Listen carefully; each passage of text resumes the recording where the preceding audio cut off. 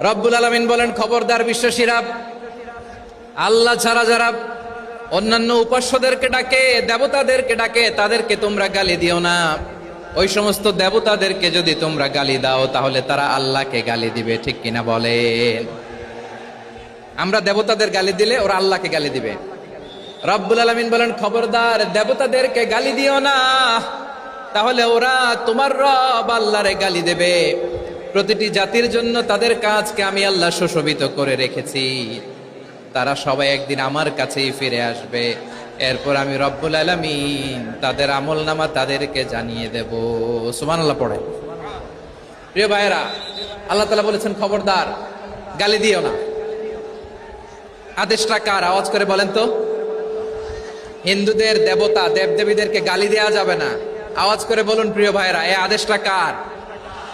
এই আপনাদের গলার আওয়াজ। অন্য ধর্মের দেবতাদেরকে যে গালি দেওয়া যাবে না, এই আদেশটা কার? আরো জোরে বলুন, কার? গালি দিবেন কোন দেবতাকে? দিবেন? যদি দেন তাহলে ওরা আল্লাহরে গালি দিবে। তাহলে আল্লাহরে গালি খাওয়াইলো কে? আপনি, ঠিক কিনা বলেন?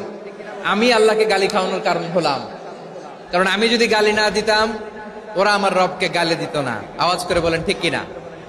তাহলে প্রিয় ভাইয়েরা, ইসলাম আমাদেরকে শিখায়, সূরাতুল আনআমের 108 নম্বর আয়াত থেকে আমরা বুঝলাম কোন ধর্মকে ছোট করা যাবে না। অন্য ধর্মকে ছোট করা মানে ইসলামকে ছোট করা। অন্য ধর্মের দেবতাকে গালি দেওয়া মানে আল্লাহকে গালি খাওয়ানো। আওয়াজ করে বলেন ঠিক কিনা? খবরদার, এটা করা যাবে না।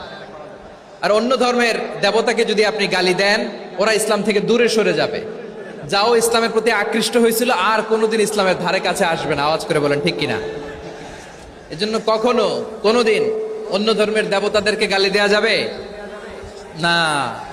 অন্য ধর্মের কোন দেবতাদেরকে আমরা গালি দিব না, গালি দিব না, বরং ইসলামের beauty, the beauty of Islam, ইসলামের সৌন্দর্যকে আমরা তুলে ধরব।